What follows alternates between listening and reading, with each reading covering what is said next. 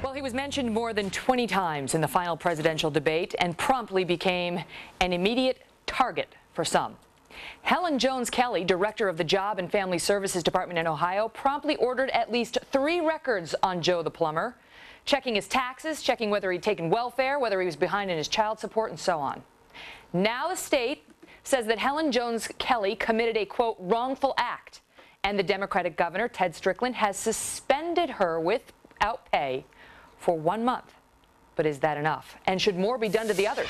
Joining us now from Toledo, Ohio, is Samuel Joe Wurzelbacher, now famously known as Joe the Plumber. Hi, Joe. Hi, how are you today? I'm doing great. Thanks for being here with us. You know, I read this Inspector General report and couldn't believe the number of inquiries that have been done into your records. It's not just Helen Jones Kelly. 18 checks of your records were performed by officials in your state, 14 of which took place within 48 hours of that presidential debate. Is there any doubt in your mind, Joe, that this was political?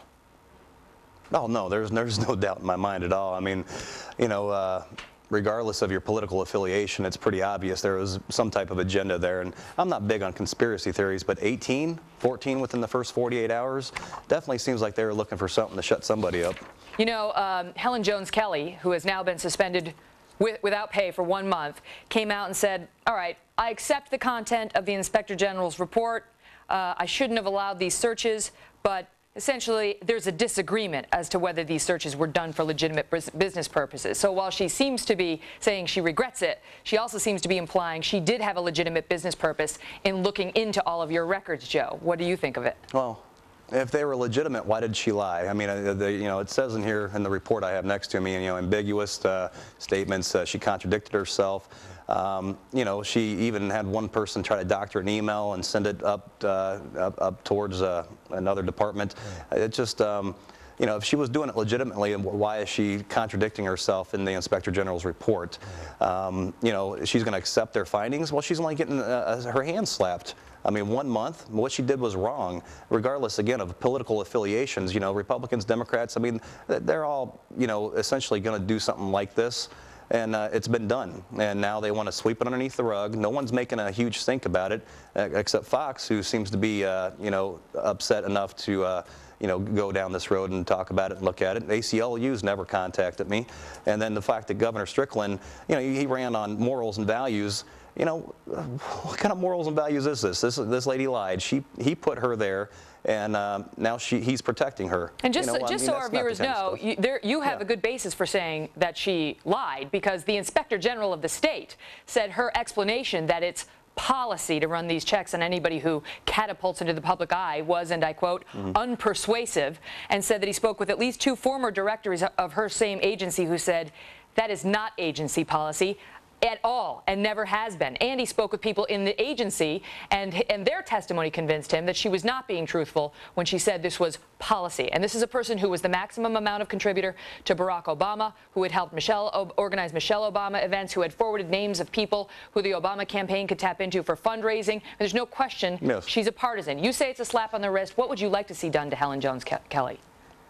Well, you know, be honest with you. Well, honestly, she needs to be fired. I mean, when you use state resources for personal gain or to attack a private citizen who asked an elected official a question, I mean, that's, you know, a lot of people come up to me on the street and say, you know, you asked a good question, but there's no way I'll ever do that.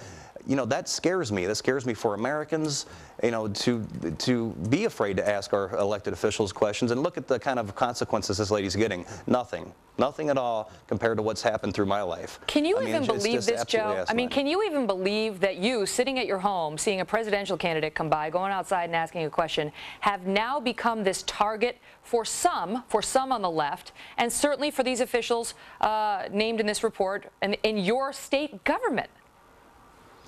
No, it's just asinine, honestly. I'm pretty upset about the whole thing. I've worked myself in a frenzy after this Attorney General's, and then finding out that Helen Kelly Jones only is going to get, you know, 1 month suspension without pay.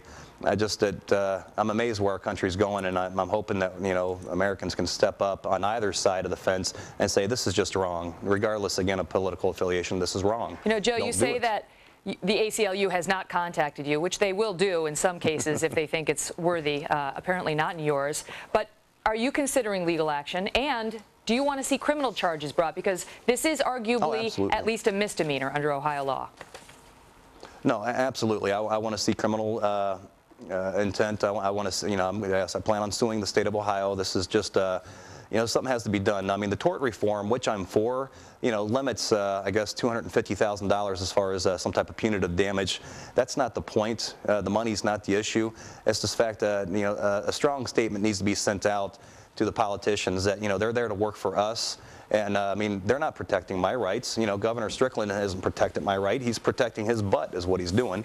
And, that's wrong. He's supposed to be representing the citizens of Ohio.